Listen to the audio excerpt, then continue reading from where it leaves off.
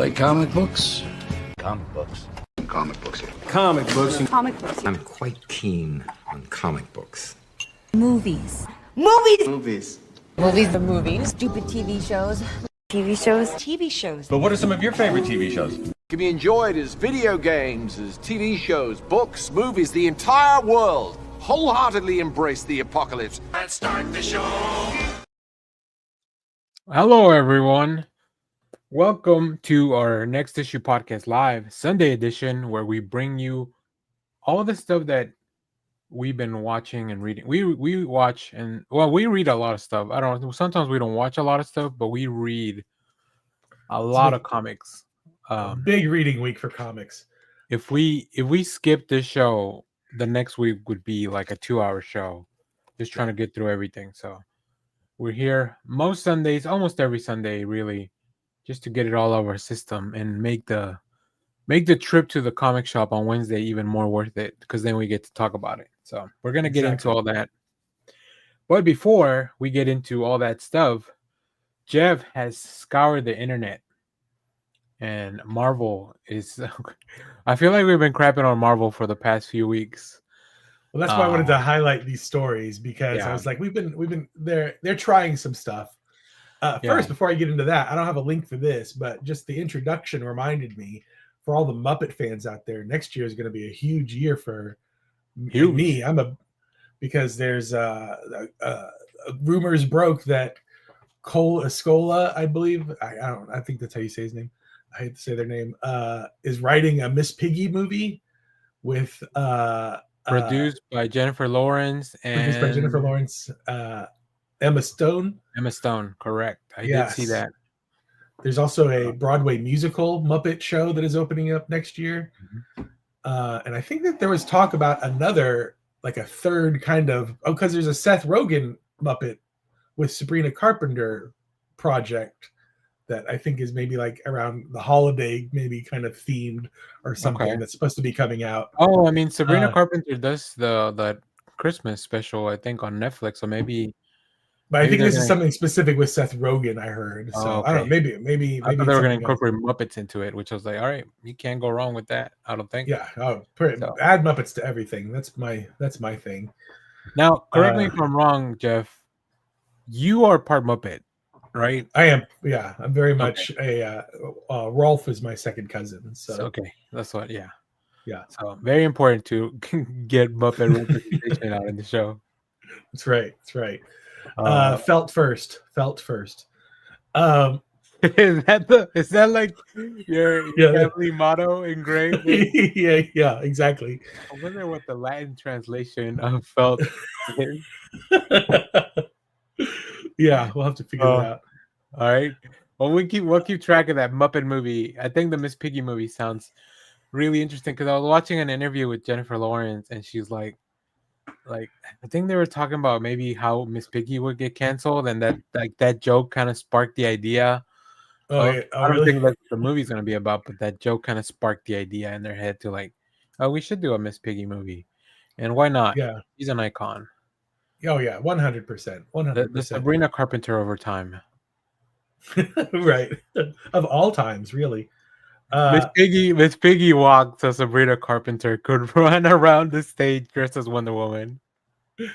I feel like that was an early pitch for one of the Muppet shows where not Miss Piggy was canceled, but it was like Miss Piggy was trying to make a comeback, and like nobody knew who Miss Piggy was, and she was having a really difficult time with that.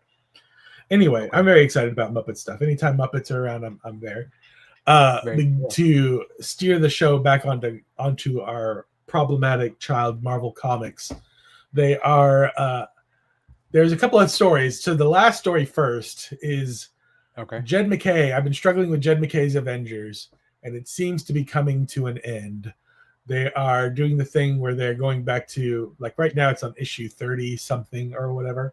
Yep. But they're going back to original numbering, so they're coming up on issue 800. I would hate to be the person who has to figure that out, like how they have to add all those different series together. Yeah, and which ones are not? Which ones are not canon? Which ones go in the new Avengers pile? So 800 is coming around, so they're renumbering. and I think it ends at 800, maybe somewhere around there. But they Okay. have in this article, they have a bunch of cool covers. They got a bunch of connecting covers that are going for those last 3 or 4 issues. The article is confusing because it definitely says at one point that it's wrapping up that series. But then it also says later on in the article, it's a turning point for Jed MacKay's Avengers. And unless the turning point turns into an end point, I don't understand what that sentence means exactly. Yeah, so these are some of the covers here. I don't know who that is. That's Eric Dotterman. Yeah, Eric Yeah, Dotterman. it looks like Dotterman's art. Yeah.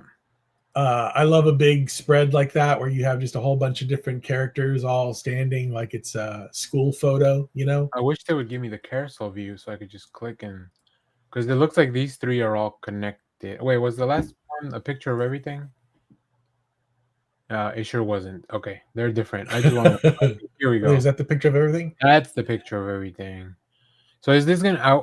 I wish this was more like an unfolding cover. Yeah. Like you just get the one issue and then the flaps come out and then you get the full picture. Oh, that would be cool. Like, what if they could do it like X-Men #1, where they have 4 different covers, so you get. Well, I think that's what they're then... doing. I think that's what they're doing to get you to buy 5 books. Well, I would do it. I would do it. I do it all the time, but I would rather just buy one book that folds out into all these covers. I would also like it if they did, if like this were like a tear outable thing, like in the back of a book, and then you could hang it up on your wall kind of thing. Oh, you know what? That last picture, it actually is part of it. I got confused because of the Red Hulk, but there are 2 Red Hulks because one of them is Thunderbolt Ross and the other one's not Thunderbolt Ross. It's like Talbot something. So these are all connected. Okay, so I guess I could have just clicked on this one from the beginning. Wow. I mean, I like big milestones. I do love that we still try to get Marvel to get us excited about stuff. Mm-hmm. It does make me think because it also says in the preview there, it said it was written by Jed MacKay and mystery guest author or something along those lines. Surprise writer. Surprise artist. And surprise art. So it makes me think that that's the transition part means Jed MacKay's arc is coming to an end and they're immediately springboarding into the next run of Avengers. Oh, interesting. So like somebody might be taking over like midway through. Yeah. Abrupt. So yeah, let's see. Yeah, Avenger. Okay, so I will tell you this. I'm looking on League of Comics, not to burst your bubble too hard. Issue 34 is going to be that 800 issue. Mm-hmm. It looks like, which comes out in January. But then if you look at the solicits, you have issues 35 and 36 still drawn. I mean, still have listed. Well, I might have misspoke earlier because I think it's a 3-issue thing. So maybe it starts at 800. Okay, got it. Okay, so that's exactly what it is. And you can just buy the Russell Dotterman covers, and those will connect on every issue. So it's not like you have to buy 5 of the Avengers 34. So that's nice. I don't mind that. Yeah, because I'm buying those anyways. So you can buy 34, 35, 36, and then those will be the connecting cover that we were looking at earlier. So thanks, geeks. I'm behind. I need to catch up on the One World Under Doom. That's where I left off. I read the Black Cat stuff, and then that big twist, the Battle World starting thing, but then it went into One World. Yeah. So I'm not too far behind. I'm like 6, 8 issues behind, maybe. So that's a couple of arcs that are gonna wrap up. Yeah, so I might catch up the weekend or next weekend or during the Thanksgiving break. So, all right, what else is Marvel trying to regale us with, Jeff? So Chip Zdarsky didn't just start over, like they weren't just like, hey, you want to do a Captain America? Mm-hmm. He's apparently branching out already. So he and I'm wondering if he's maybe not taking over maybe the Avengers. We'll see. So there's Captain America. We've been getting these stories about him when Captain America is first defrosted from the ice. And then the first thing he does is rejoin the military. And then the first thing the military does is send him after a newly to Latveria to take on Dr. Doom, who has just taken over Latveria at the time. Yep. Now we're going to transition to present time. The aftermath of One World Under Doom somehow will all tie in this together, but then spinning out of that, and somehow the ultimate end of the end of the Ultimate Universe, we're getting a end of something. End of I think it's the second link, the Zdarsky one, but he has a little drawing that looks like maybe it might be, I don't know, Hyperion or Sentry or something. Oh, the origin somebody of with the a end. cape. Yeah, the origin of the end. That is the big crossover sort of event. It seems like, I don't know how big these crossover events are at Marvel and War, but that is the Zdarsky event. It has Wolverine, Captain America. That's all we know for sure. It deals with Weapon X, the Canadians, and the Super Soldier. So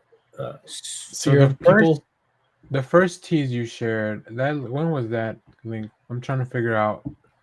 Okay, so that first one, Armageddon, the tease was put out on the 31st. That's when Adventures in Poor Taste has the news, and then the second link, I think it's a follow-up.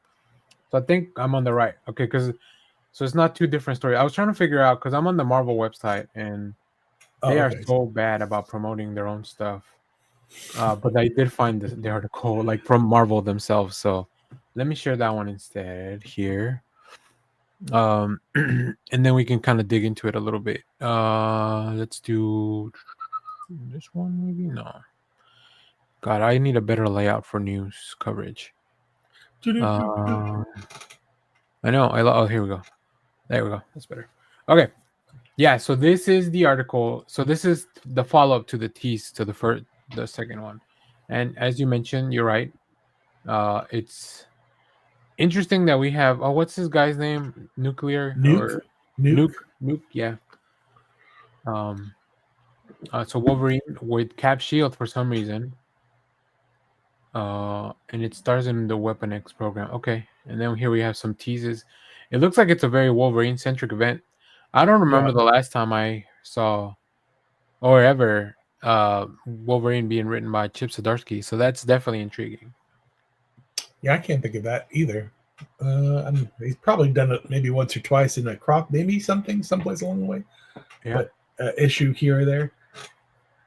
Anyway, so I'm intrigued. Captain America has been really great. It's 4 issues in. It's been, it's Chip Zdarsky. Great. So it's, it's funny because this is kind of what Chip did with Batman, right? He did that. What was that? Night. There was a prelude series to him taking over, where he kind of revisited Bruce's past and then put all these little things in there, all these little characters that then would come back on his run. So I wonder if the Cap series, planting all those little stories, or retelling the origin of Cap, or I guess his time after being defrozen, is gonna come back on this. Like I haven't read the latest Cap, so I don't know if that other Cap. I don't know what's gonna happen to them. So maybe I feel like that character is going to be in this thing. So, yeah. Well, we solved comics, everyone. Figured it out. World's Greatest Detective, right here. Dun, dun, dun, dun. So I just wanted to cover some potentially positive Marvel news, since I will say it's rough over there these days. I guess we can get into comics. I forgot to write one down because I got to read it, but I actually hadn't picked it up. But I'll put it on there. Make sure to talk about it, because I made a little video about it. So let's get into what we've been watching and all that, and then we'll dive deep into comics. Let me kick things off. We had some TV premieres this week. Couple of good things, couple of not so good things, but I'm watching anyways. So one of the good things was St. Dennis Medical is back. So if you enjoyed that sitcom last year or whenever, I like it. It's a funny, hospital situational comedy thing. I think they got a hold of the characters a little bit better now. Okay, that's good. So I enjoy that. Then on the other side, we had a new pilot for something called Stumble, which is like the cheerleading. I don't know if you've seen any clips for that. I've seen the commercials. Yeah, It looks a little rough. It feels like it needs to find its footing. I mean, I've only seen the pilot, and I don't know. Maybe that doesn't. I don't watch those cheerleading reality shows that I know were very popular at one point, and then something terrible happened, I think. Yeah, not. It's not. Like the most cheerleading thing I know is Bring It On. I don't think you need to know anything else other than that's that. right. It really that is a classic. So, but the one thing I will recommend if you have Apple TV, which I think they just changed the name to Apple TV instead of Apple TV Plus. Yeah. It is the new Vince Gilligan show, PLURIBUS. I've heard good things about it. Well, I've only heard good things about it because of all the advertising, but well, it worked. It is true, I think. They dropped the first 2 episodes. I'm actually halfway through the second episode as we were doing this, so I didn't get a chance to finish it. But it's really cool. It's kind of a sci-fi thing. Funny enough, it still kind of takes place in New Mexico. So if you're missing the look of the Breaking Bad vibes, like I guess you'll still get some of that. But it's a completely different show. But it's really good. Really interesting premise. I don't even want to give anything away because the synopsis is so vague, and it's vague for a reason. That yeah. I really enjoyed it. I'm enjoying it, and I can't wait to. Once we wrap up, I'm gonna finish that second episode, and then talk about it some more. I think there's gonna be a total of 9 episodes for that one. So yeah. All right. Let's see. Do you have any TV that you want to talk about, Jeff? I do. I was trying to remember the name of this. I didn't put it on the list because I watched it late last night. There was a Hallmark movie that I watched last night. Christmas is back. I found the Christmas radio station already in the car. Is it 94.1? It is. It's Star 102.1 here in Dallas. 102.1? The Edge is gone? Oh, yeah. The Edge has been gone for a while. Oh, boy. That's how long I haven't listened to radio. The Edge is the new home to alt rock radio is 103.7, which used to be KVIL back in my day. It was adult. What about the Eagle? When I was growing up, the Eagle still around? I think went away, but it came back. I think it went away and came back. We need a place for classic rock, which now is also a lot of the alternative rock that I used to listen to when I was younger. So classic Nirvana, classic Stone Temple Pilots. Putting on, Linkin Park blasting out of the Eagle. I don't know if that's I listened to those songs when they came out. It might be called Christmas for Keeps. Anyway, it was basically Hallmark's version of the Holdovers or the Leftovers. It's what's that movie where the professor has to stay with all the holdovers? Yeah. So it's a Hallmark version of that. It was really entertaining, but I was trying to remember the actress's name that was in it, which is what kept me watching because she was like gorgeous. And I'm like, I like it when like I'll look it up.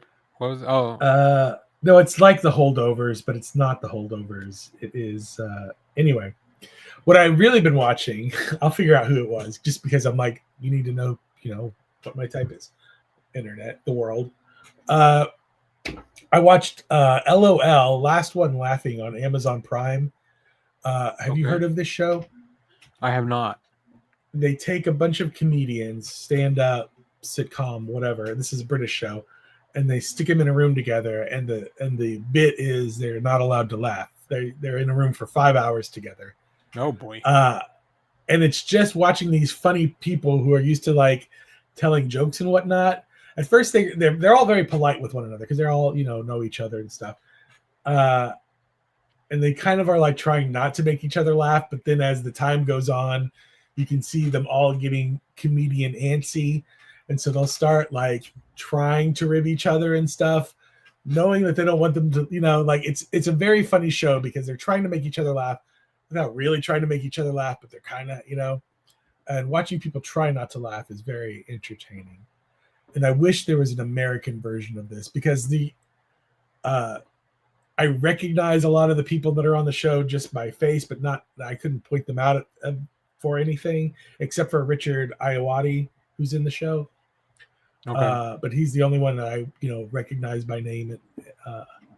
But everybody else, I feel like I've kind of seen in other things, but I just wouldn't know. But it's very entertaining, super The good. show's in English though, right? It's in English. Yeah, it's a British show. So yeah. I'm looking at the host, and he's a Mexican host. Oh, there's one there's one by Jimmy. It's Jimmy Carr is the host of this one. So so maybe I'm looking at the wrong one. I think it's an old show. So on Amazon it says it's season 1, but I know I've seen the show before, and I feel like I've seen maybe the Canadian version of it or something. So I think it's one of those shows that makes its way around different parts of the world with their own little celebrities. This is the one I saw. The poster I found. Yeah. And I was like, this is not in English, I don't think. Maybe this is the Spanish version of it. Yeah, that's the Spanish version. I didn't even know there was a Spanish version. Now I have to go do some more research. Interesting. But this one has like 7 seasons or something. Maybe they brought it to English. Yeah, like I said, I've seen the show before. Although, like the Amazon says this is season 1, I'm like, I know it's not season 1. Maybe they're renumbering like they do comics. Yeah, I really enjoy it. It's super. It's just the tension that builds while people are trying not to laugh. So good. Nice. All right, and then before we get off of TV, I'm just gonna recommend. I know Jeff, you mentioned the what's it called, the pottery show that your roommates watch. Oh yeah. I haven't started, but now that the Great British Bake Off this season's over, it finished this week. I feel like now I need another nice comfort show like that. So it's very comforting. I did also see a little bit of Frankenstein.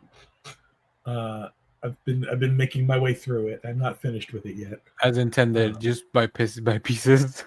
Yeah, bit by bit. I'm about the neck.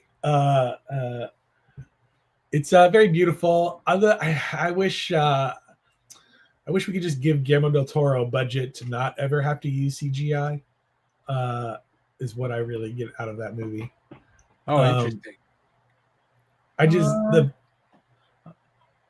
I'm trying to think back to what you might be referring to. It didn't look heavy. No, there's nothing that looks bad. Oh, okay. I just think that like when you get to Victor Franken, like the castle where he makes the monster, the creature, I'm just like, that's a little too gothic for me. Like I'm just like that architecturally, like what is this doing? Like what is this building? I feel like that was just his vibe he was going for. I don't know if that. Yeah, I get that. It reminded me a lot of his other film, with Tom Hiddleston, Crimson Peak. Oh yeah. Just like a gothic horror romance thing. I just wanted to be like, let's do a real set and see why this is impractical and looks a little silly. All right. Well, I did have that in my movies because it is technically a movie, but we can get into it a little bit. I like the movie a lot, so hopefully once you finish. I love it so far. I just want there to be. I'm this is more about like, let's do real sets. Oh yeah, for sure. I mean, a lot of practical stuff in that movie, but yeah, they can't. I don't think they can do it all, or maybe I don't know. Yeah, you're right. Maybe because it was a Netflix thing. I don't know how Netflix does their thing. I don't know what kind of things they impose on their creators. Yeah, I just feel like there needs to be a cost in that, because this, my fear is, the iconic eyeball hand thing. Yeah. At some point they're going to be like, why don't we just CGI those eyeballs in there or whatever? Like they're going to be like, they're going to take something that like we've already moved down that slippery slope so far that I'm just like, I feel like we should be like pushing back a little bit. Yeah, similar to what we're talking about. If they remade Pulp Fiction, like they would just want to show you what's in that briefcase. Mm-hmm. They can't help themselves. Can't help themselves. Yeah, so I did watch Frankenstein. I watched 3 movies. Well, I watched more movies. I watched the Rush Hour films last Sunday. I don't know why. I got it in my head. I think I saw one of my favorite outtakes ever. You know how they do little outtakes at the end of movies is when Chris Tucker or Jackie Chan kicks that guy off the casino and he falls onto the car, and Chris Tucker just goes like, "Well, he's not gonna be in Rush Hour 3." Like that's, and I think I just saw a GIF, and I'm like, "Well, I guess let me go look for Rush Hour." And funny enough, they're actually on Pluto TV. Oh, nice. So if you don't mind watching a few ads in between, you can watch.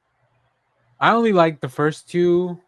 The third one's okay, but it's just not. I don't think it's as good as the first two. So I only rewatched the first two. Then, go No, ahead. I vaguely remember them. I do remember liking them when watching. They're fun to watch. I think the second one is when they go to Paris. No, that's the third one. So the second, that's the third one. and the first one, it all happens in LA. The second one, Chris Tucker's on vacation in Hong Kong, and then they have to come back to the US. And then the third one is when they have to go to Paris. Third one's Paris. But yeah, I mean, some of the jokes maybe haven't aged so gracefully. Yeah. But yeah. All right. Next, see, we got Jada Gamer. 1 and 2 was good. 3 was meh. I agree. That's exactly it. Also, this week we got on video on demand the Smashing Machine, the movie about the Rock, and about oh boy, his name just Mark, the UFC fighter Mark. Yeah, UFC guy. I forgot his name. Apologize. The movie's okay. Unfortunately, like I think the Rock's really good in his performance, but I don't think the Safdie brothers, and this is just by one of them, I don't think their directing styles for me, because they tend to linger a lot on shots to try to kind of like build that tension or anticipation or make you a little anxious. It's gonna be hard to linger on a ping pong ball. Yeah. That's why I need to check out the other one. No, actually, it's probably easier. You know how they just kind of keep bouncing until they stop bouncing. Until they stop bouncing. Just like 5 minutes of bouncing. Yeah, like 5 minutes of bouncing on it. So maybe I need to go check it out. Maybe it's the other Safdie brother that I like more than this one. If you ever pull a clip from the show, I wanted it to be you saying 5 minutes of bouncing on it. Oh boy. That's gonna come back to haunt me when I run for politician. During my political run. Yeah, it was okay. I mean, it's also kind of a sad movie, so that it's very interesting to see how, because the movie just takes place between 97 and 2000, which like it's interesting to kind of revisit that. And like I missed a lot of that because I just wasn't, I didn't hear about UFC till like maybe the mid 2000s after I was out of high school. I don't remember when but yeah, I mean, maybe check it out when it comes to some streaming service. It's an A24, so I'm sure it'll be on HBO at some point. Yep. Now, the movie that I went to the theater for was Predator Badlands. And I got a full video ranking all the Predator movies except the Alien versus Predators. I don't count. They're not. Those aren't canon to the Predator franchise, so I didn't include them. I really liked it. It's very different from anything we've seen. I'm seeing it later on today. I've got tickets for later on today. Great. Yeah, I'm seeing it in IMAX.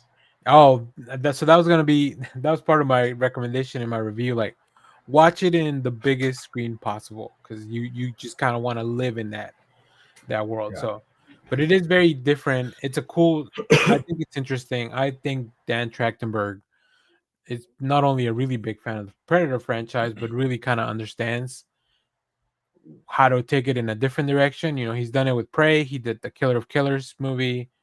So yeah, good year for Predators in 2025. We'll just leave it at that. It's nice when when the company allows you to open up the world that they've built and just kind of introduce new ideas. Unlike Star Wars, that doesn't let you do that. Star Wars will never let you. Right. No new stories. Saga. Yeah, it's all Skywalker all the time. So, I think that was all the stuff I watched. Did you have anything else you watch? I did watch. I was flipping through last night again on the Me TV Tunes channel. They were showing Yogi Bear's First Christmas. Yogi's First Christmas. Is that like a Roku TV channel? Yeah, it's like a Roku TV Okay. channel. No, it's like a broadcast channel. Like if you have rabbit ears or whatever, a digital antenna, it's just Oh, you can okay. pick it up on your TV. It's what I find interesting about this is that I feel like that's one of those shows that you cannot find streaming anywhere. Like I looked for it a few years ago. I couldn't even find it where you could buy it. But here, but like I guess rights or whatever. I don't know what the shenanigans behind all the things are. But it was just finding it just airing on broadcast television was wild to me because it is impossible to get the VCR.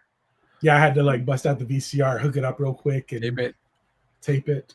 Nice. It's a cute Christmas show because it's about Yogi Bear, who usually sleeps through Christmas because he's a bear. He wakes up for it and he has his first Christmas.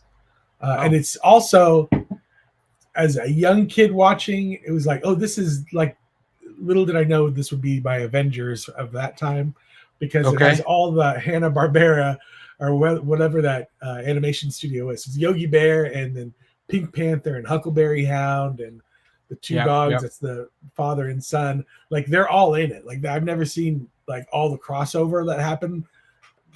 Crossovers like that didn't exist for me as a kid. So watching that blew my mind. I was like, they're all there. They're all there. They all know each other. And they all know each other. They're all friends. What's going on? Can you imagine they planned that party knowing that Yogi's going to be asleep and then he shows up and it gets real awkward? Super awkward. Ooh. They're like, ugh. Ooh, why are there other bears here? Yeah. Boo Boo? You've been here the whole time? Betrayal. Nice. Before we get into comics, I did listen to a book because I was just very much in the Frankenstein vibes. And I was like, well, let me see. How faithful is this to the book? And I found Mary Shelley's Frankenstein abridged on Hoopla. And I listened to it. It's about 3 hours. So like I just like all day yesterday, anytime I got in my car, I was just listening to Mary Shelley's Frankenstein, narrated by Kenneth Branagh. So that he has a Frankenstein movie that he directed a while back. So funny you mentioned that. I was like, I remembered as I was listening to that and watching Del Toro's Frankenstein, I'm like, I remember as a kid having seen another Frankenstein movie, and when I looked it up, Robert De Niro is the creature on that. Yeah. Which was insane. So I'm gonna track that down, see if it's streaming anywhere, and maybe watch that this weekend. Because I was gonna do a video about like how the book is different to Del Toro's movie, but maybe now I can include because that movie is just called Mary Shelley's Frankenstein. So I think Kenneth Branagh just wanted to do an adaptation, or maybe a more faithful adaptation, because there's a lot of differences in the book. There's also one, I think, on YouTube that was like a BBC version of it that seems to be like the most faithful adaptation at the time. Yeah, it's definitely a good book. I didn't read it in high school, but I have listened to it now, so that's nice. I read it a couple of years ago. It's really good. Yeah. I just go back to thinking like Mary Shelley was pretty young when she wrote that book, and also like, how do you know about all these things that you have to know? Like, even just, I don't know where Mary Shelley's from, but like, even just knowing about other countries and places, because the book takes you all over the place. So like, how common of knowledge is that? Or like, maybe I'm sure she was very well educated, but I'm just trying to put myself in the mindset of somebody like back then. Like, how do you even know that stuff other than like just looking it up or reading it? So she was do you know the story behind this story? It was for like some kind of contest, if I remember correctly, like a writing contest, but that's about I don't know all the details. Yeah, it was more like a writing bet than a yeah. So she was hanging out, she was dating the poet. Gossip. She was I don't know if they were married or if they were dating at the time, but she was hanging out with the Shelley the poet, I guess, and they were out at a vacation home with a bunch of friends telling spooky stories or whatever one night. And so they're all like writers, And so they come up with this thing like, who can write the scariest story over the course of whatever. So they all kind of go to their own rooms and write their stories. Mary Shelley writes Frankenstein. But I think that she had already been kind of like, so I think they were well-traveled. So that's how she kind of knew about like all the places. Makes I sense. think and I think she had been reading articles about like, because at the time they were like, there was doing a lot of, cutting up cadavers and trying to figure out shit for science, and Yep. so that's where she was like pulling all this from. Yeah. So yeah, I'm gonna look a little bit more into that because, like I said, I want to make a video, but I also want to watch the Brana movie. Jada Gamer in the chat. Off topic. Anyone read Jane Eyre? I don't read a lot of books, but if you have any recommendations, leave them in the chat. I'm more of a book person now. I guess 2025 is the year of the book. I'm about halfway running. I'm halfway through the Running Man, but I think I don't want to finish the book before watching the movie. You don't want to ruin the movie. Yeah. Well, I don't know if it will or I don't know if it won't, but I will say. So Jada Gamer mentions it's a great book. I don't like it as much as the what did I just read? The Lone Walk. And I think because it doesn't the Running Man doesn't, it focuses just on one character and the other one focused on a bunch of characters, which is what I really enjoyed. So we'll see how it goes.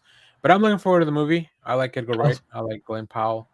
And then, like I said, I'm gonna go all Frankenstein. I know there's a comic too called Mary Shelley's Frankenstein, so maybe I'll check that out and just do like a 4-way comparison of the same material, which is crazy because it's all very different to the Universal Monsters Frankenstein. And then that's fun to kind of dig into too, like how they changed the material so much. Nobody said, I mean, spoilers for all these things. No one said it's alive in any of these things. It's alive. Nope.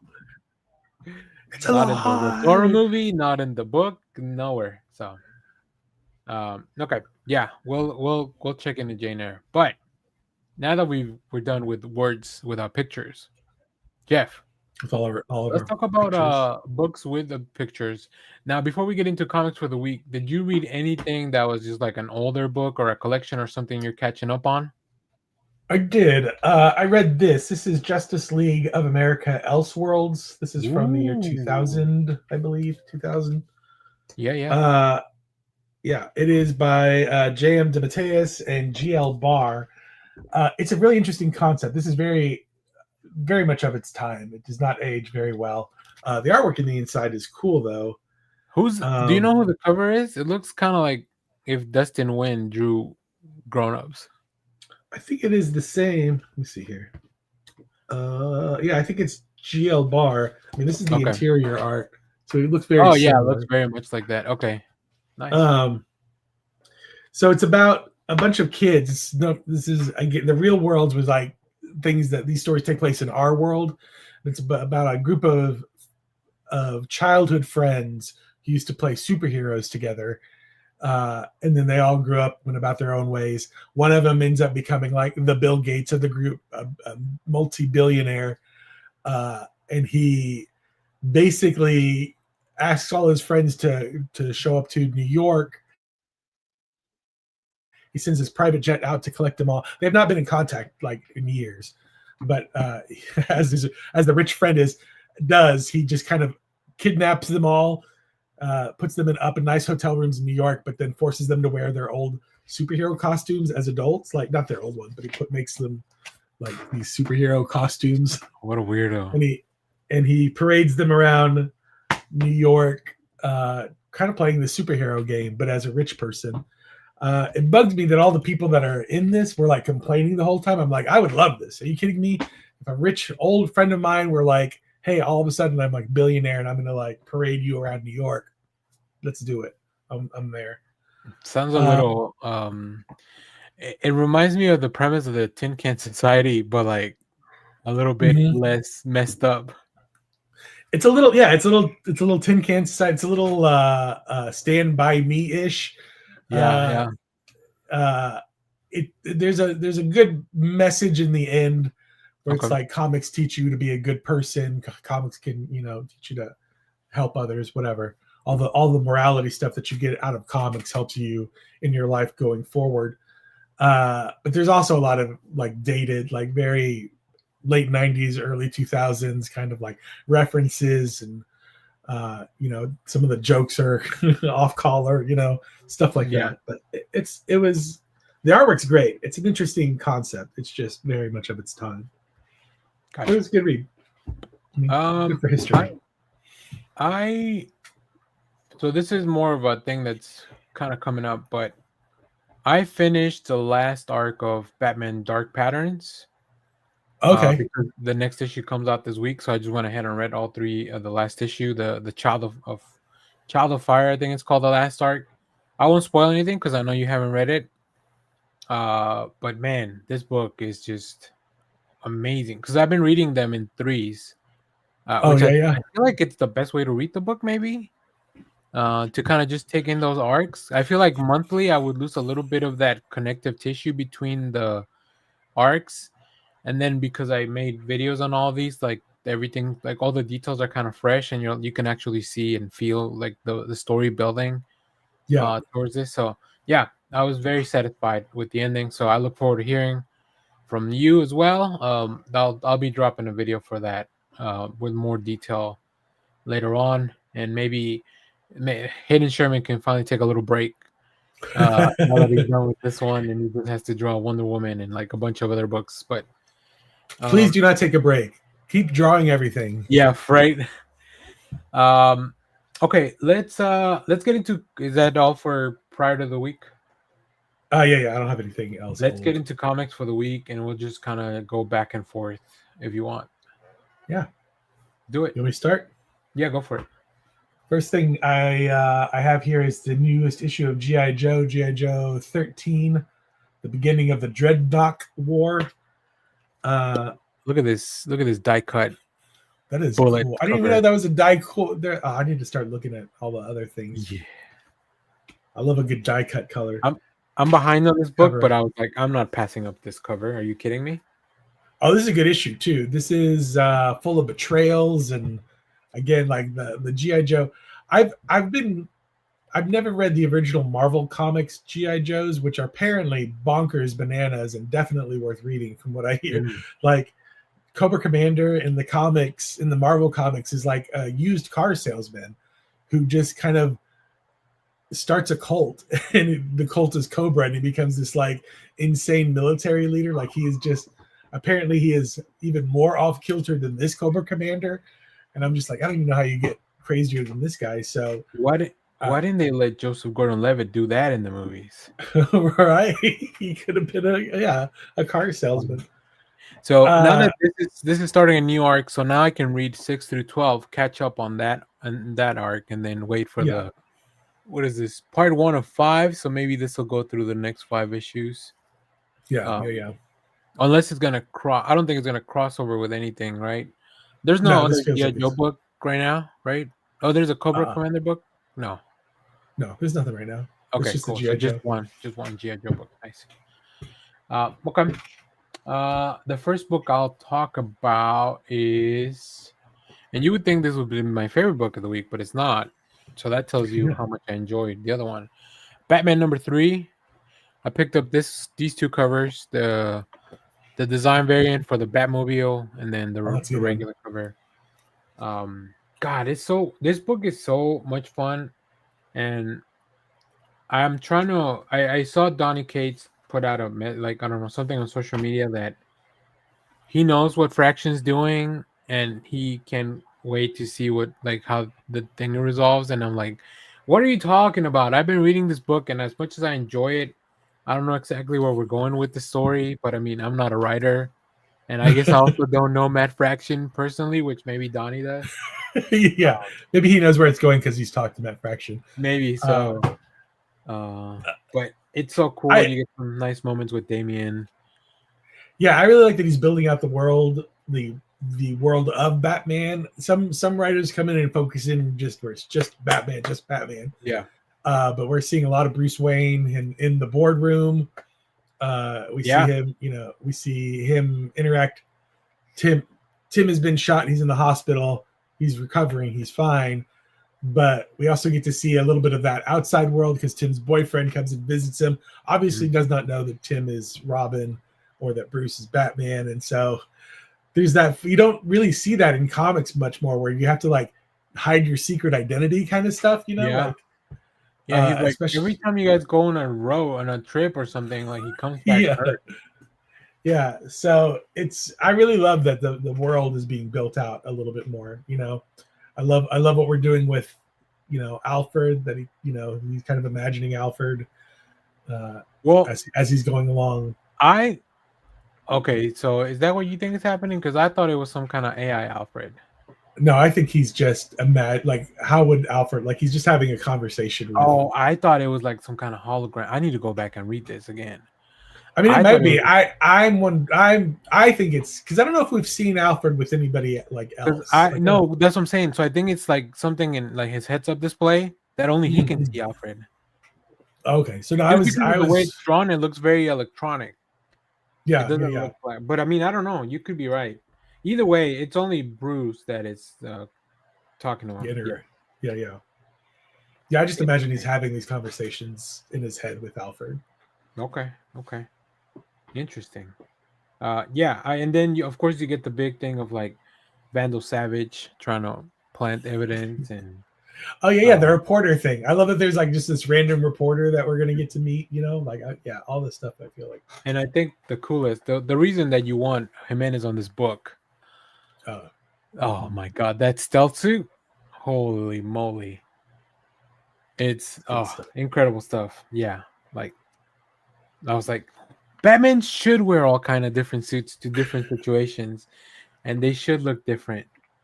So yeah, I don't know. All right, so my next book, really good book, Cheetah and Cheshire Rob the Justice League #4, Greg Rucka, Nicholas Scott. It's like Ocean's 11 in the DC universe. I love a good heist, and this is very much a heist book. Mm-hmm. You get to see where this is kind of where the beginning of where things might just start to go wrong, but are they? Is this all part of the plan? You know, I love a good like twist. You know, I love it. I can't wait to check it out once it's all done. Yeah. All right. Next up for me is Alien versus Captain America #1. This is the Dan Panosian cover with foil on it. Very foil, very chromium foil. So this book does take place during World War II. Hydra is looking for a weapon, and they find xenomorphs. So my only complaint about this book is that it sets up a lot of stuff, so you don't really get to see like a lot of fighting yet. Other than like Captain America punching out like Hydra goons. But as far as like him fighting xenomorphs and stuff, we're not fully there yet. But we're getting there. So yeah, this is cool. I like it. Bucky's in the book because like I said, it's during World War II. The Howling Commandos are in the book. So Nice. yeah, just a lot of fun stuff. I love these dumb crossovers with the alien. Who's the writer on that? This is what's his name? Thierry? No, Jesus, I forget his name. Frank Thierry, I think. Frank Thierry. I believe that's right. Yeah, Frank Thierry. Okay. Who I like. He's doing some. He did a bunch of Godzilla, like with pirates and.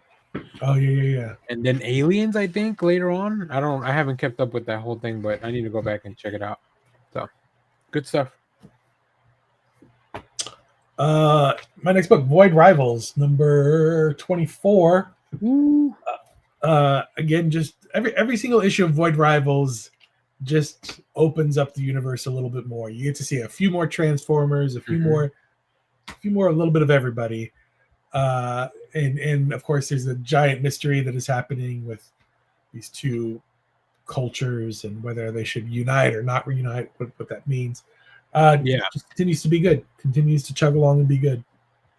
think I read the first 3 volumes, and I think 24 might complete the 4th volume. So now I might dig into it, because I'm reading those as trades as well. Yeah. My brain doesn't have the capacity to keep up with that one monthly as well. It's too much going on. Okay. Next book I'm going to talk about is another Batman book from the DC KO crossover, Night Fight. Dun, dun, dun. Night Fight. Slight spoilers for DC KO. After Batman gets impaled by the Joker before going on to the fight, he set up some kind of mechanism so that he would come back. He was ready for it. He knew that might be a thing that happens. But when he comes back, he comes back to this world where somebody else, one of his kids, is Batman. And by one of his kids, I mean Jason, Dick, Damian, or Tim. And it's really cool. It's got a fun twist. I don't really want to spoil all that stuff, but I mean, the best thing about a Batman book is Batman usually, but this one gives you a lot of Batman, a lot of Robins. Like, it's just all over the place with that. And then Dan Mora. Yeah, I was gonna say the best thing. The best thing about the book is Dan Mora. God, I don't know how he does it. He gives us this like middle-aged Dick Grayson, and you're like, damn. Give me those Mr. Fantastic sideburns. Yeah, he aged well. So yeah. Absolute Green Lantern number 8. It's amazing how close I came to dropping this book, and then like within one issue, it's just like, all right, fine, I'll give you all the stuff you've been asking for. Al Ewing finally said. So he watched the show and he was like, "Oh shit, got to get Jeff back." yeah. Again, continue like this one is we get a lot of history on this version of Joe's history. Yep. Good stuff, really good stuff. Nice. I'm behind on that one as well. There are some absolute books that I want to read monthly, some absolute books that I just don't. Like Superman, I've switched that one to a trade as well. This one and Martian Manhunter. So the only ones I'm reading as they come out is Wonder Woman and Batman. I think everything else I've slowed down on it a little bit, but I'm still reading them and it's hard to keep them all in your head. I know it's tough, dude. So because I mean I do keep buying the books. I just don't read them until later. Okay, my last book I'll talk about before because we got to save some of them for our favorite stuff. Yes. I read this week. I knew that the Amazing Spider-Man book was going to be interesting because they were going to give you like this big reveal about that spacesuit that he's wearing now. It was a good issue, man. Oh man, I was like, this is kind of what I want. I mean, it's a little it gives you enough to like catch up on what's going on with because there's two storylines going on. There's Peter in space, and then there's I think it's Norman.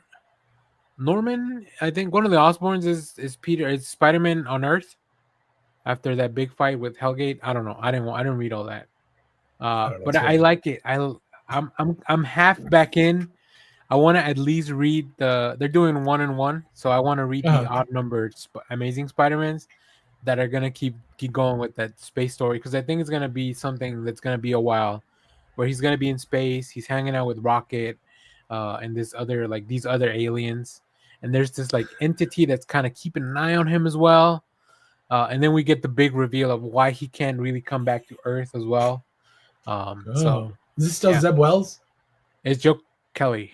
Oh, Joe Kelly. Oh, that's right. Relaunch. Yeah. So, So I'm half back in on the Amazing Spider-Man. It double ships, so I'm only gonna be reading it once a month.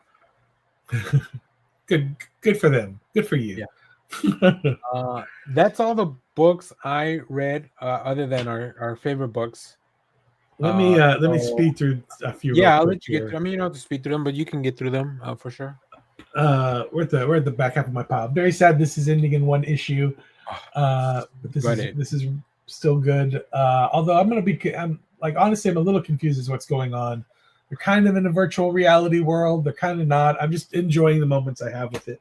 Just vibe with it. I'm just vibing with it. Absolute Superman. I think you're probably correct in going to trade weight on these. It's fine. It's good. It's still very interesting, but It's just Jason Aaron has a lot of big ideas. Yeah. It is Jason Aaron, right? Yeah, it's Jason Aaron. Okay, I get him confused sometimes with what's the other writer? I don't remember. Anyways, yeah. Jason Aaron's got a lot of big ideas, and sometimes they take a few issues to develop. So I just rather read them by arcs, not even trade, just arcs, because these these stories have names in the back. So like this latest issue is, what is it?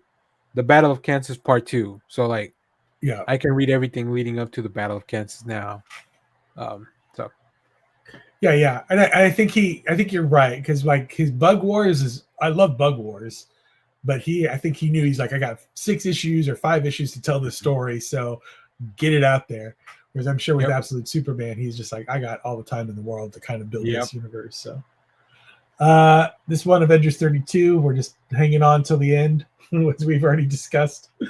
Wherever. I talked about it. I'll catch up with this book someday. And the artwork's great. The artwork's great. It's Jed McKay, you know. Fareed Karami really like doing some just so much stuff on one page. It's crazy. Yeah, I just wish it were a little bit better, a lot better, honestly. This one I'm probably gonna start trade waiting on. Like, if I just need to remember to tell my shop to not. Actually, I think I might not even be getting this on my pull. I think I don't even know if I'm getting this on my pull. I just picked this one up because I like the variant and I've been reading it. But I think that's the Dan Slott book, right? No, this is the Philip Kennedy Johnson follow-up. Oh yeah, that's right. The one, yeah, I knew that one was gonna be. I read the first one to do a review, but I knew that it was just because of how he did his Action Comics run. Yeah. So. And that's all of them. Now I've got a handful that I think we need to like really talk about. All right, let's pump the brakes here, kids. You have not yet looked at yours, but we've got this, the Ice Cream Man, the Mortal Coil Shuffle Deck. Have you opened it up yet? I did, because I did a little video about it. And I know the concept. So last weekend, my friends over at I Read Comic Books, they had Martin Morazzo on the show. Oh wow! And I was producing that episode, so I wasn't on the episode itself, unless you're on Patreon. But I was listening and doing all this stuff behind the scenes. So I got to hear all the conversation and talk. I hear Martin talk about this book, or this. I don't know what to call it. This comic in card form. But it's really cool. Like, you get, some of them look like magic cards. Mm-hmm. Some of them look like business cards. All kinds of cards in here. So so the one thing he did mention during the chat, and I'll put a link to the interview if you guys want to go listen to it.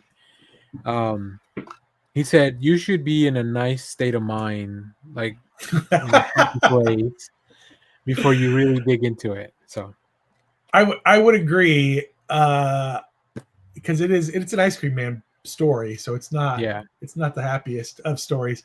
Though I feel like that's a good transition into the other book I really wanted to talk, because if Ice Cream Man's got some competition when it comes to stories that are going to bum you out and make you feel like absolute dog shit.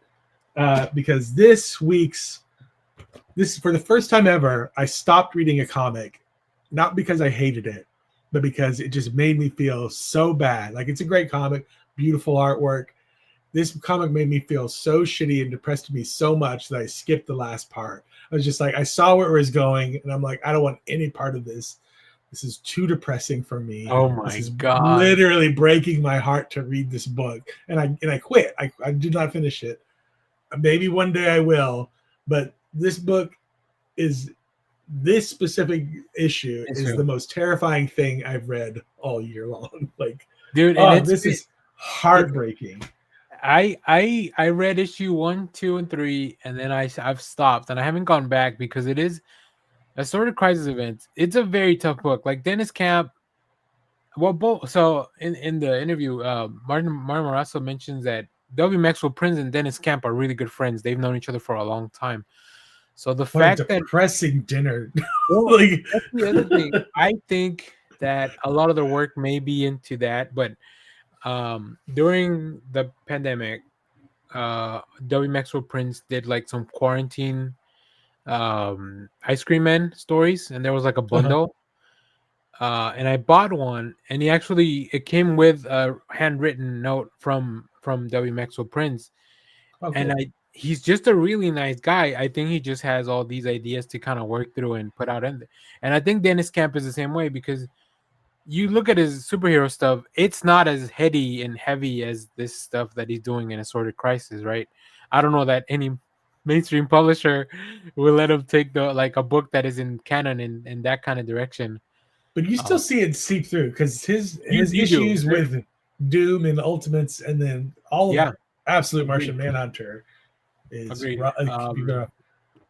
But yeah. Oh, I'm sure they're both very nice people, and they're not like whatever at all. But like, it's comedians, the ones you got to watch out for. yeah. But this one, it's clearly an allegory for people with dementia, or like it's a story about caretakers who have to really care for people who are like really a danger to themselves and stuff like that. Like the full-time job to be a caretaker for people who have certain afflictions or whatever. Yeah, that's kind of what this book is. So if you've ever had anybody like that in your life, like this is a real rough read. Very beautiful, very like honest. Even brutal. just as a temporary thing, like, well, maybe somebody's recovering from something or like whatever, like it's still very difficult, because it's already hard enough taking care of yourself properly. Yeah. So imagine having somebody fully depend on you. I am curious though, like if I were to read that in my 20s, and then I were to read that in my early 30s, and then were to read that now, and then if I were to read that like maybe 10-15 years from now, like how different how different the book would hit. Because a lot of those things, like when you're in your 20s, you're like, this is so far away, it'll it's like all those little I guess the impending looming upcoming death it feels so far away. Yeah. But I think once you get to the point where you have to see somebody go through that, so once you see like a grandparent start to act weird around sundown time, stuff like that, where like you start to see them deteriorate. Oh my gosh. Yeah. Anyway, that's I've never had that happen where I've quit a book, not out of rage or like this book is boring or whatever, but just out of like it's just too brutal for me. It's too much. That's completely understandable, and I do love the fact that comic books can still hit that place for you and in general. Yeah.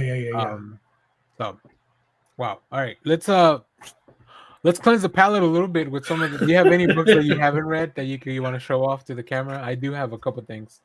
No, I've read everything. You read your whole pile. That's insane, Jeff. This is probably I probably am. Like I probably have a genius cure for cancer somewhere rattling back here, but it's all just trying to keep all the Batman books separate. Like you're like, wait, which one is this one? Oh, Last Halloween. Who's Moon Knight punching this month? yeah. That's what all the brain cells are filled up with comic book stuff. One of the books I haven't read, but I'm still behind as well. Moon Knight Fist of Khonshu, number 14. So I'll be reading that very soon. Also, The Mildly Pedestrian Life of Christopher Chaos, Children of the Night, the second part of their story. I'm also kind of waiting on that one as well. But I love Nick Robles' art, and then also Isaac's interiors are really cool. I'm gonna try to reach out to Isaac, see if he wants to come on the show and talk about it. Maybe when the trade's coming out or something. Legacy of Vader, nice. Number 10. I think this one might close out this arc, so I might be ready to dive back into this as well. Because I'm trade waiting that one. It's weird that I buy a lot of single issues that I just end up trade waiting, but I can't help myself. A new from Ignition Press, No Place #1. Years after vanishing from her Chicago neighborhood, a teenage outcast has returned to a traumatized family and a media circus. So it's one of those stories where it's like, where the hell you been and what's been going on? So that's interesting. it looks very interesting. Tim Seeley, I mean, I like Tim Seeley. I like him so much that I bought 2 books by him this week because the Godzilla, very different books, but also Godzilla #4 came out this week, which I'm really loving this Kaisei era of Godzilla. It's so much fun. And then the last book that I haven't read, Ultimate X-Men 21. I cannot say enough good things about Peach Momoko and the undertaking that she's been going through. I wonder if the book's done already, because I know it ends when this big event happens. So I wonder if she's already finished the actual book. Maybe, just because of how long it takes.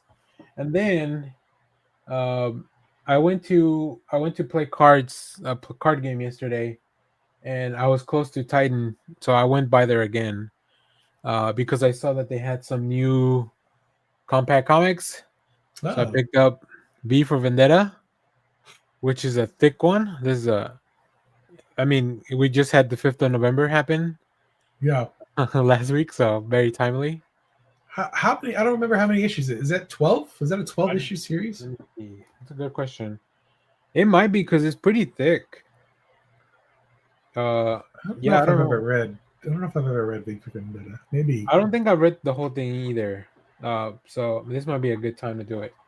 And I also picked up another chunky one, Catwoman, Trial of the Catwoman by Darwin Cook and Ed Brubaker.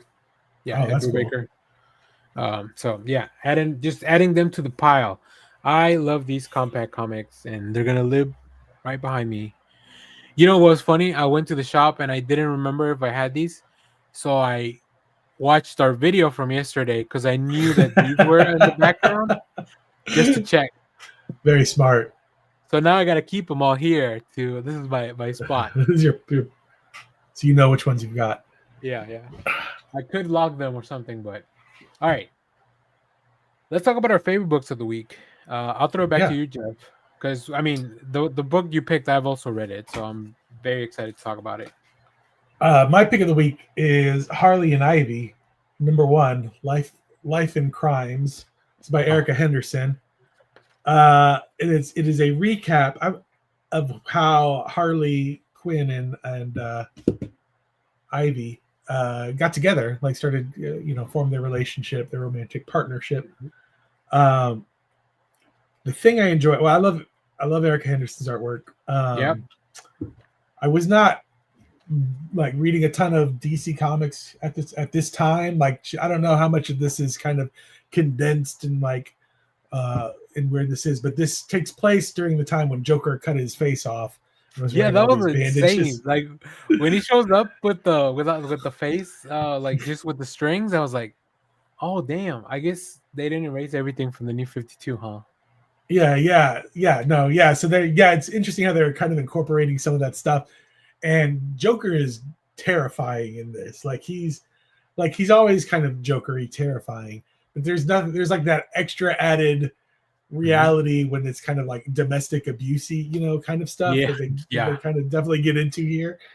And it is, it's very scary because he shows up and automatic. It's not frou-frou funny up until that point, but it is kind of like silly, a little hijinksy up until that point where Harley and Ivy kind of lighthearted, back and forth. Yeah, and then Joker shows up and then the mood completely changes. Yeah. It's just, dude, it's wild. Yeah, it's wild. And the fact that Harley says something where it's like, oh, this is not a good, because in her little thought bubble when she's recalling the story, she's like, this was not a good look for him. This was a real rough time for Joker. So like instantly that kind of terror factor or whatever just like gets raised in the moment. Great issue. It's very interesting because Mark, oh boy, what's his name? It just moved out of my head. Mark Waid just Oh, yeah. finished his definitive history of the DCU or DC universe. This is kind of that, just for Harley and Ivy. Yeah, That's what yeah. Erica Henderson's doing, just grabbing, and I'm sure.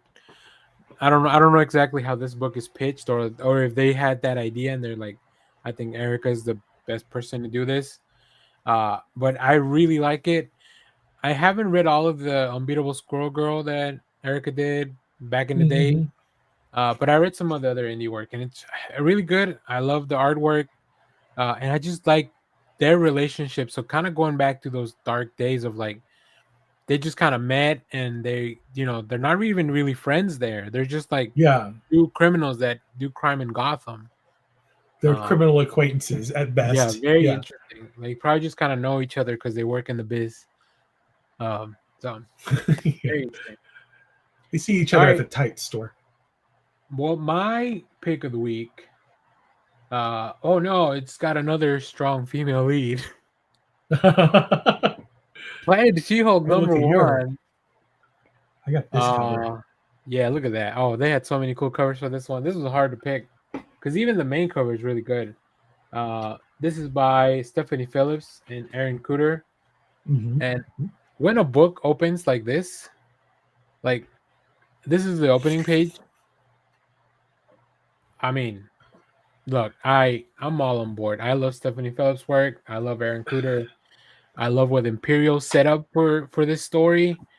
And then, of course, you get a little bit of that. You get a taste of it here in that Imperial one shot.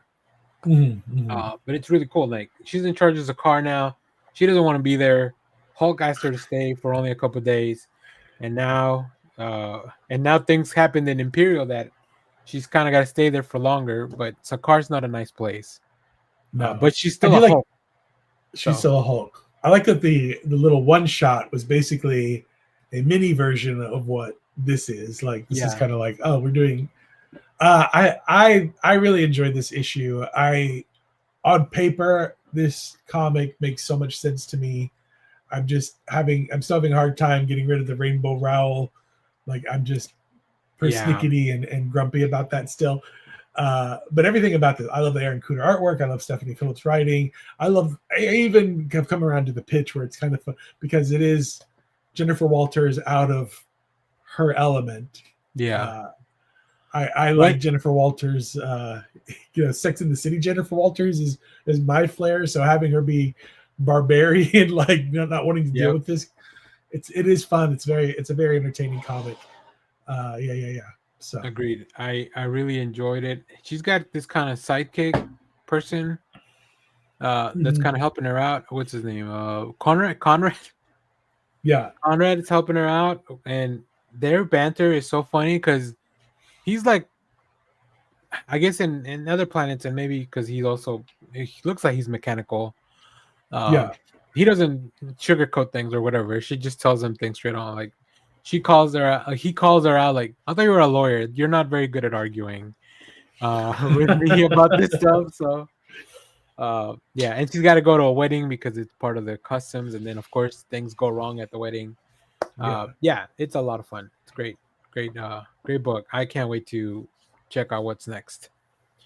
So well, good stuff. Speaking of what's next, do you want to take a peek at the? Yeah, I need to look in the upcoming. I really need to connect my league of.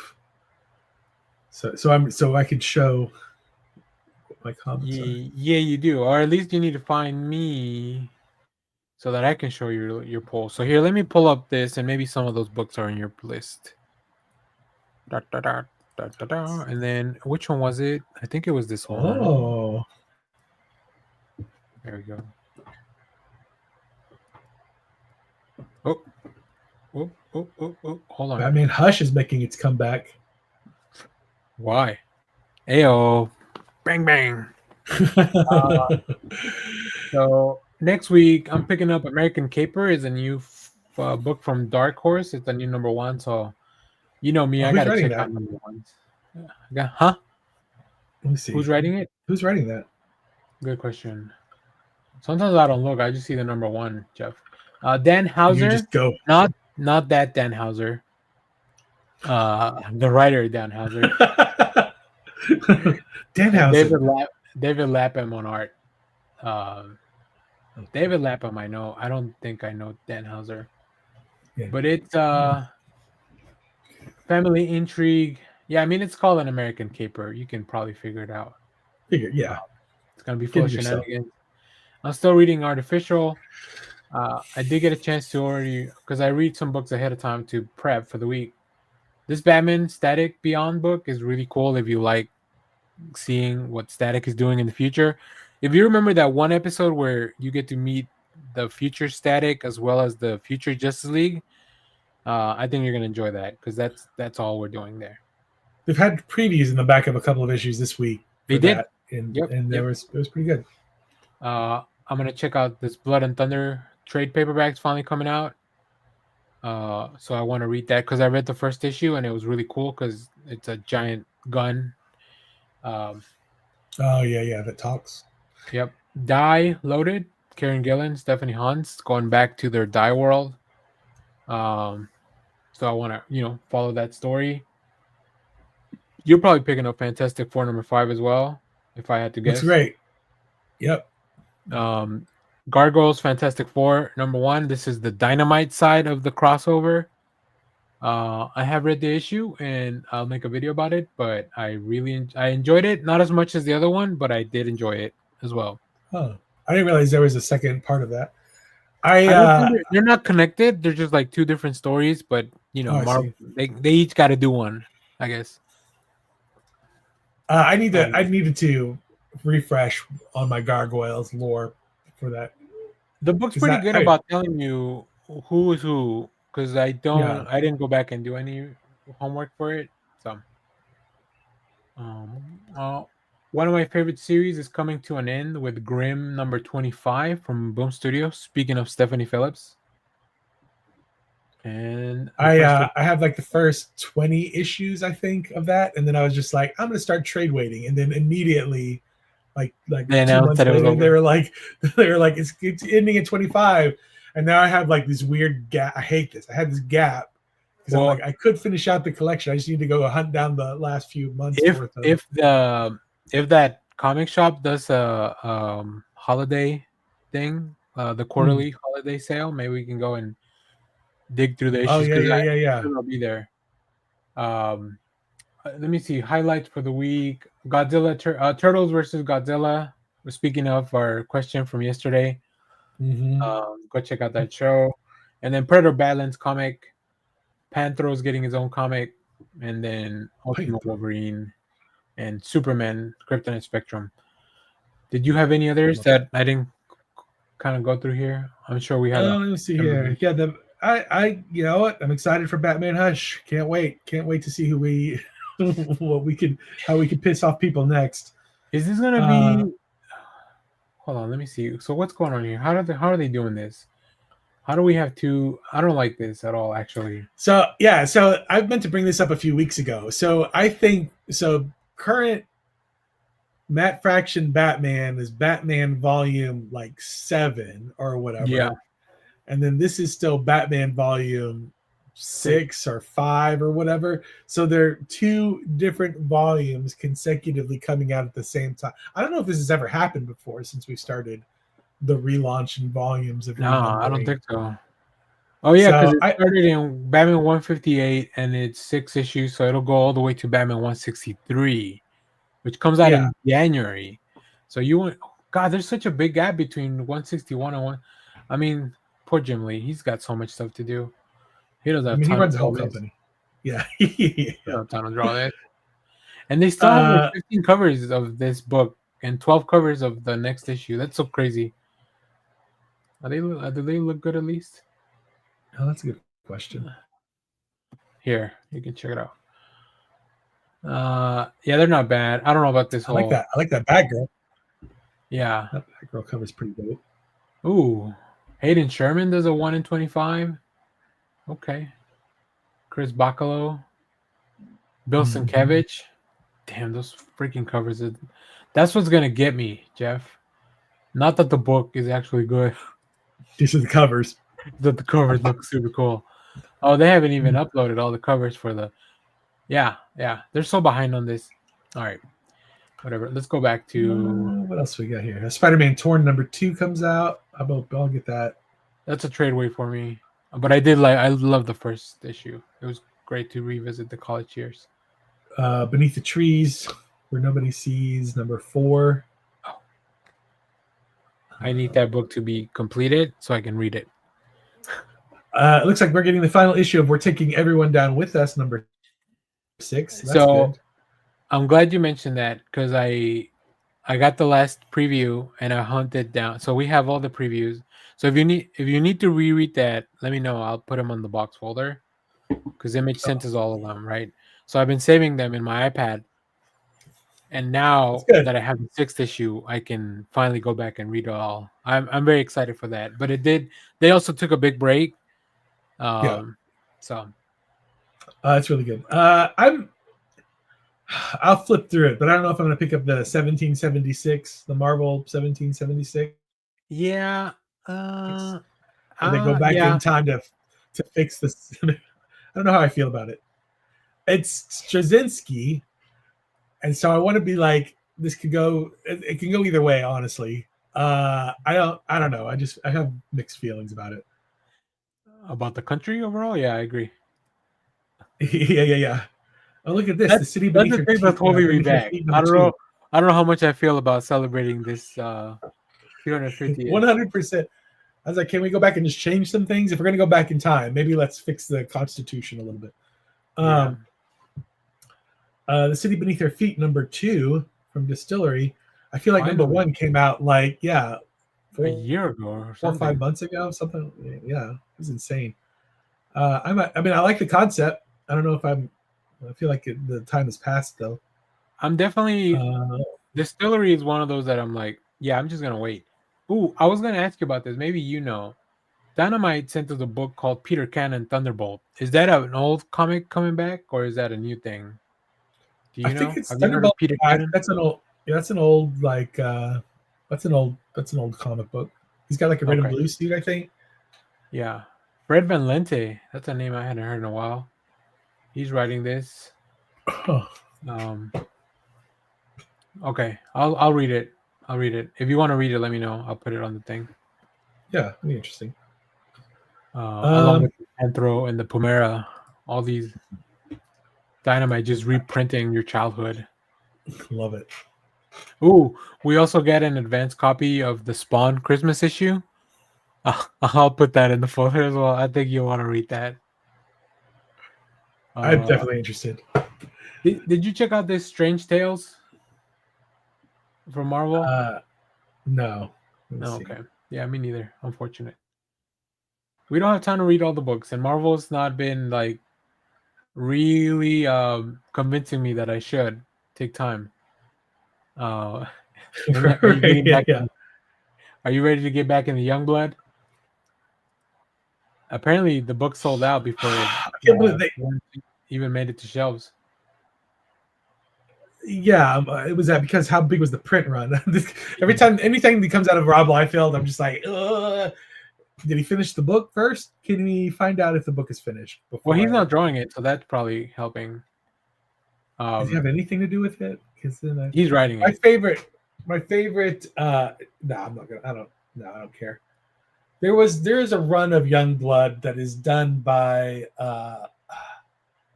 It is early. Gosh, I can't remember his name. It's an artist. It's like Hayden Sherman, but it's not. He just did the Thing book, but it's not the Tony Fleece one. The one that came out before the Tony Fleece book.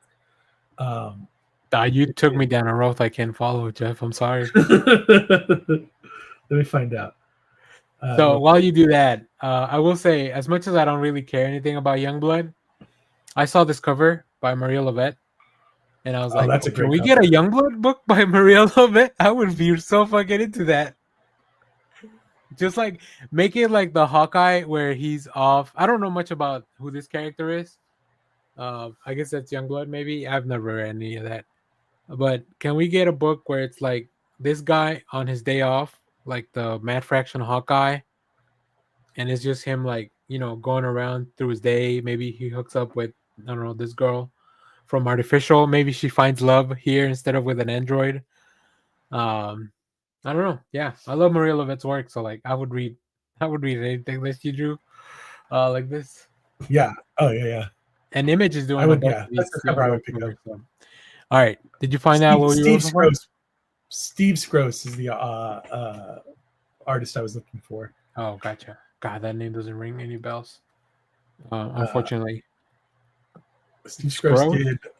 Yeah, Skroce. Oh, I didn't even spell it right. CE. Wow, that I would have never spelled it that way. I'll tell you that. Oh, he did some X-Men, like MAN. Yeah, X-Man. He created Big Brother and the Extreme Universe. Oh yeah. That was in part of his Youngblood run. Oh, Big Brother Johnny character Panic. from Youngblood. He also created Johnny Panic. Linda Kendall. I don't know who that is. Okay. But it was a. I think it only lasted 3, maybe 4 issues. Uh-oh. Sold or whatever. Nobody was buying it. They tried to like Avengers up Youngblood, so it was long. It was whatever Arrow guy, whatever his name is. They replaced Badrock with that like a giant robot kind of thing. They had the speed girl, the girl that could run fast, who's sort of like Jesse Quick, but not Jesse Quick because it's not DC Comics. Supreme's Supreme's sister or cousin or whoever that was on the team. So it's very much like an Avengers kind of Justice League hybrid, whereas the original Youngblood was the kind of a more. Wait, Suprema is Supreme's cousin? I think so. I think that's funny because that also means his cousin. Suprema, that's like in Spanish, that just means his cousin. That's really good. All right, I might give that one a shot. Just because anyway, that's my favorite Youngblood run. All right. Dude, we saw comics again. Every Sunday we just fix comics and then it gets broken. It gets all broken again throughout the week. Sometime around Tuesday they break it. Yeah, they can't help themselves. And then Bleeding Cool covers it, but they don't really do anything to fix it. They just tell you what's going on. Yeah. All right. Anything else before we get out of here, Jeff? Nope, that's it. Well, I'm gonna go ahead and first of all tell you there's a few things you should check out on our channel. What you should watch this weekend. I talked about I didn't even talk about the lowdown here because I talked about the lowdown there. Also, my ranking of every Predator movie. I will tell you it doesn't include the Alien vs. Predator movies. Those are in canon, so I didn't include them in the list. And there's a new app called Sweet Shop that's coming out for digital comics. So I looked at their video that they put out with the demo and I made a reaction to that. Nice. So yeah, go check that out. Some really cool stuff, and then a bunch of comics for the week. Not as many. Oh, I forgot to talk about Blade and Two-Face, but I read Blade Red Band 1 through 5 and Two-Face Trial Separation because it came out in a trade. But I got 2 videos about that if you want to know more. Oh, nice. So there you have it. And I'm watching right after this. I'm gonna finish Pluribus is episode 2, and then I'm gonna go hunt down Mary Shelley's Frankenstein by Kenneth Branagh with Robert De Niro. Nice. So, I'm gonna go watch Predator Badlands here in a few hours. Good. I think if Josh and Clay watch that movie anytime soon, maybe we can do a Predator show. Yeah, to catch a predator. Yeah, we'll include all the predators. Alrighty. Well, all right. Thanks for watching, everyone. Thank you, Jeff, for joining me. We'll see you next time. Bye-bye. The most important thing in life will always be Hail Bebo. Peter loves you. Simon Center, get the fuck out. All right. Bye. Get out of here, you weirdo.